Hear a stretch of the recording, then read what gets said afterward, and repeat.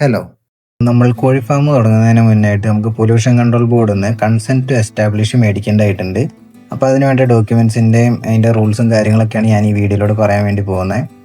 അപ്പോൾ consent to establish എന്താണെന്ന് വെച്ച് കഴിഞ്ഞാൽ നമ്മൾ ഫാമിൻ്റെ പണി തുടങ്ങുന്നതിന് മുമ്പ് കോഴി ഫാം പരിസ്ഥിതി മാനദണ്ഡങ്ങളും നിയമങ്ങളും പാലിക്കുന്നുണ്ടെന്ന് ഉറപ്പ് നൽകുന്ന ഒരു അനുമതിയാണ് കൺസെൻറ്റ് ടു എസ്റ്റാബ്ലിഷ് എന്ന് പറയുന്നത്. ഇതിന് വേണ്ട ഡോക്യുമെൻറ്റ്സ് എന്തൊക്കെയാണെന്ന് വെച്ച് കഴിഞ്ഞാൽ മെയിനായിട്ട് വേണ്ട സൈറ്റ് പ്ലാൻ ആണ്. സൈറ്റ് പ്ലാനിൽ താഴെ പറയുന്ന വിവരങ്ങൾ എന്തായാലും വേണം. Ward number, survey number, village, taluk, panchayat, ജില്ല ഇതൊക്കെ രേഖപ്പെടുത്തിയിരിക്കണം. പിന്നെ നമ്മൾ പണിയാൻ പോകുന്ന ഫാമിൽ നിന്ന് 100 മീറ്റർ റേഡിയസിൽ വരുന്ന കെട്ടിടങ്ങളും അവയിലേക്കുള്ള ദൂരവും എന്തായാലും രേഖപ്പെടുത്തണം. അതിപ്പോൾ നമ്മൾ 5000 കോഴിയിൽ താഴെ ഇടുന്ന ഒരു ഫാമാണെങ്കിൽ നമ്മുടെ ഫാമിൽ നിന്ന് 25 മീറ്റർ റേഡിയസിൽ വീടുകളൊന്നും പാടില്ല. ഇനി നമ്മൾ 5000 കോഴിയിൽ മേലെ ഇടുന്ന ഫാമാണെങ്കിൽ നമ്മുടെ ഫാമിൽ നിന്ന് 50 മീറ്റർ റേഡിയസിൽ വേറെ വീടുകളൊന്നും പാടില്ല. ഇനി ഏതെങ്കിലും വീടുണ്ടെങ്കിൽ തന്നെ അത് നമ്മുടെയോ അല്ലെങ്കിൽ നമ്മുടെ ഫാമിൻ്റെ കോ പാർട്ട്ണറുടെയോ വീടായിരിക്കണം. അങ്ങനെയാണെങ്കിലാണ് ഇവർ സാങ്ഷൻ തരുള്ളൂ. പിന്നെയുള്ള മെയിൻ കാര്യം എന്ന് പറഞ്ഞാൽ സെറ്റ് ബാക്ക് ആണ്. അത് 5000 കോഴിയിൽ താഴെയുള്ള ഒരു ഫാമാണെങ്കിൽ 2 വശങ്ങളിൽ നിന്നും ബാക്കിൽ നിന്നും 2 മീറ്ററാണ് സെറ്റ് ബാക്ക് വരുന്നത്. തൊട്ടതിർത്തിയിൽ നിന്നുള്ള ദൂരം 2 മീറ്ററാണ്. പിന്നെ ഫ്രണ്ട് വശത്ത് നിന്ന് 3 മീറ്റർ സെറ്റ് ബാക്ക് വേണം. പിന്നെ നമ്മുടെ ഫാമിലേക്കുള്ള വഴിൻ്റെ വീതി 3 മീറ്ററും ആയിരിക്കണം.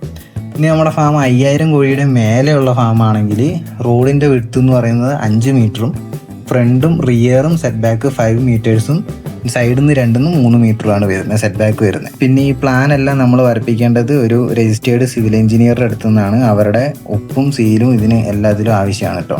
ഇനി സൈറ്റ് പ്ലാനും ബിൽഡിംഗ് പ്ലാനൊക്കെ വരയ്ക്കുന്നതിനാവശ്യ രേഖകളിൽ എന്നോട് ചോദിച്ചിട്ടുള്ളത് ആധാരത്തിൻ്റെ കോപ്പിയും നികുതി ചീട്ടും സ്ഥലത്തിൻ്റെ സ്കെച്ചും ആധാർ കാർഡിൻ്റെ ഒരു കോപ്പിയാണ് ചോദിച്ചിട്ടുണ്ടായിരുന്നത്. ഇതിൽ സ്ഥലത്തിൻ്റെ സ്കെച്ച് വേണമെന്നുള്ള കാര്യം എനിക്ക് കറക്റ്റ് അറിയത്തില്ല. അവർക്ക് നമ്മുടെ സ്ഥലത്തിൻ്റെ ബൗണ്ടറീസും കാര്യങ്ങളൊക്കെ ഈസി ആയിട്ട് മനസ്സിലാക്കാൻ വേണ്ടിയിട്ട് വേണമെങ്കിൽ ചിലപ്പോൾ ഇതും കൂടെ ചോദിച്ചേക്കാം. ഇതാണ് ഞാൻ കൊടുത്ത സൈറ്റ് പ്ലാൻ. ഇതിനകത്ത് ഇതാണ് ഫാം വരുന്നത്. ഇവിടെ 2 മീറ്റർ സെറ്റ് ബാക്ക് മാർക്ക് ചെയ്തിട്ടുണ്ട്. തൊട്ടടുത്ത വീട്ടിലേക്കുള്ള ദൂരം മാർക്ക് ചെയ്തിട്ടുണ്ട്. വീട് മാർക്ക് ചെയ്തിട്ടുണ്ട്. വഴി മാർക്ക് ചെയ്തിട്ടുണ്ട്. ഇതാണ് സൈറ്റ് പ്ലാൻ്റെ ഒരു മോഡൽ എന്ന് പറയുന്നത്. പിന്നെ നമുക്ക് വേണ്ടത് ബിൽഡിംഗ് പ്ലാൻ ആണ്. അത് നമ്മുടെ ഫാമിൻ്റെ ഒരു ജസ്റ്റ് ഒരു ബിൽഡിംഗ് പ്ലാന്. പിന്നെ നമ്മുടെ വേസ്റ്റ് കുഴിയുടെ ഒരു ക്രോസ് സെക്ഷണൽ പ്ലാൻ ആവശ്യമാണ്. പിന്നെ വേണ്ട ഡോക്യുമെൻ്റ് എന്ന് പറഞ്ഞാൽ നികുതി ചീട്ട് അല്ലെങ്കിൽ കൈവശാവകാശ സർട്ടിഫിക്കറ്റ് ആണ്. ഇതിനകത്ത് കൈവശാവകാശ സർട്ടിഫിക്കറ്റ് ആണ് നമ്മൾ കൊടുക്കുന്നതെങ്കിൽ അതിൻ്റെ പർപ്പസ് പൊല്യൂഷൻ കൺട്രോൾ ബോർഡിലേക്ക് എന്ന് പറഞ്ഞിട്ട് വേണം നമ്മളത് മേടിക്കാനായിട്ട്. പിന്നെ ഭൂമി പാട്ടത്തിനോ വാടകയ്ക്കോ ആണെങ്കിൽ സർവേ നമ്പറും മറ്റു വിവരങ്ങളും രേഖപ്പെടുത്തിയ ലീസ് എഗ്രിമെൻ്റ് അല്ലെങ്കിൽ വാടക കരാർ ആണ് നമ്മൾ ഇതിനായിട്ട് കൊടുക്കേണ്ടത്. പിന്നെ ഉള്ളത് മെയിൻ സാധനം എന്ന് പറയുന്നത് സത്യവാങ്മൂലമാണ്. അതൊരു 200 രൂപയുടെ മുദ്ര പേപ്പറിൽ നമ്മൾ ടൈപ്പ് ചെയ്ത് ഉണ്ടാക്കണം. അതിൻ്റെ ഫോർമാറ്റ് ഞാൻ ഡിസ്ക്രിപ്ഷനിൽ കൊടുക്കാം. ഗൂഗിൾ ഡ്രൈവ് ലിങ്കിൽ ഉണ്ടാവും. പിന്നെ വേണ്ടത് പാൻ കാർഡിൻ്റെ ആധാർ കാർഡിൻ്റെയും കോപ്പി. അത് സെൽഫ് അറ്റസ്റ്റഡ് കോപ്പിയാണ് കേട്ടോ. അപ്പോൾ ഇത്രയും ഡോക്യുമെൻറ്റ്സ് ആണ് നമുക്ക് മെയിനായിട്ട് ഈ ICE കിട്ടാനായിട്ട് നമ്മൾ പൊല്യൂഷൻ കൺട്രോൾ ബോർഡിൽ ഓൺലൈനായിട്ട് അപ്ലൈ ചെയ്യുമ്പോൾ കൊടുക്കേണ്ട കാര്യം. പിന്നത്തെ മെയിൻ പോയിന്റ് ആപ്ലിക്കേഷൻ ഫീ ആണ്.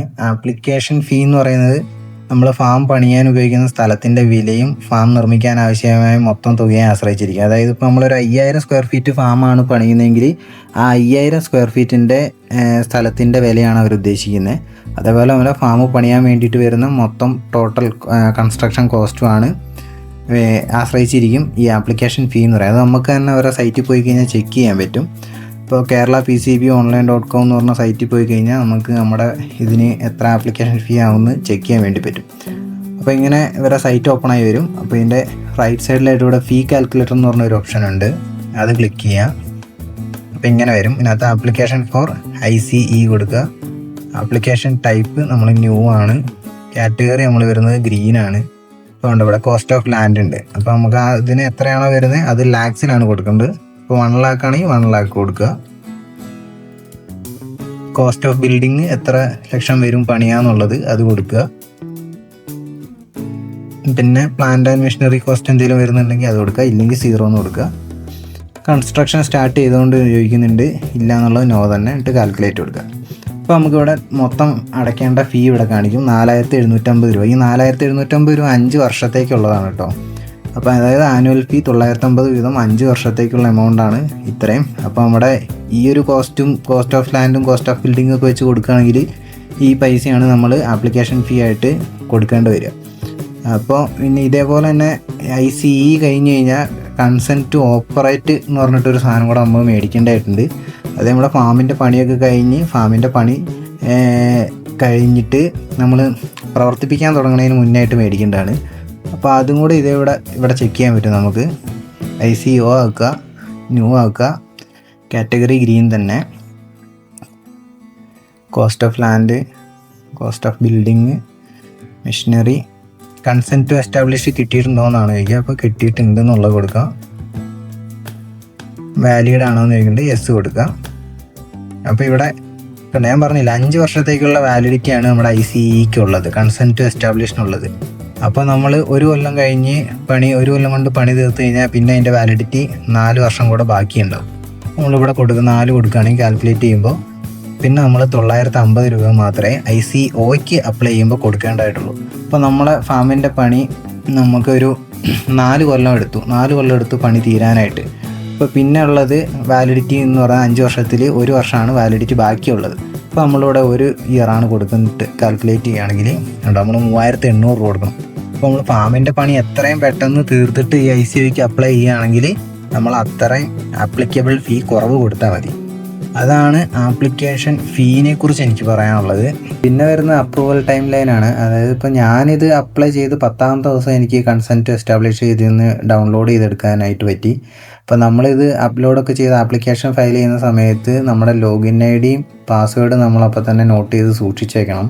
പിന്നെ ഇത് ഡൗൺലോഡ് ചെയ്യണമെങ്കിൽ നമുക്ക് അതിനകത്ത് കയറിയിട്ട് ലോഗിൻ ചെയ്തിട്ട് വേണം ഡൗൺലോഡ് ചെയ്യാനായിട്ട്. ഇത് ഓരോരുത്തർക്കും വ്യത്യാസമായിരിക്കും. ഇപ്പോൾ എൻ്റെ ഫാം വരുന്നത് ഒരു പഞ്ചായത്തിൻ്റെ അണ്ടറിലാണ്. അപ്പോൾ നിങ്ങളുടെ വരുന്ന ഒരു മുനിസിപ്പാലിറ്റിയിലോ കോർപ്പറേഷൻ്റെ അണ്ടറിലാണെങ്കിൽ അതിനനുസരിച്ച് അപ്ലോഡ് ചെയ്യുന്ന ഡോക്യുമെൻറ്റ്സിലും ആപ്ലിക്കേഷൻ ഫീലൊക്കെ ചിലപ്പോൾ മാറ്റം വരാൻ ചാൻസ് ഉണ്ട്. അപ്പോൾ ഇത്രയൊക്കെയാണ് എനിക്ക് ഇതിനെക്കുറിച്ച് പറയാനുള്ളത്. പിന്നെ എന്തെങ്കിലും ഡൗട്ട്സ് നിങ്ങൾക്ക് ഉണ്ടെങ്കിൽ കമൻറ്റ് ബോക്സിൽ ചോദിക്കുക. എനിക്ക് അറിയാവുന്നതാണെങ്കിൽ ഞാൻ അവിടെ ക്ലിയർ ചെയ്ത് തരാം. So thank you, by.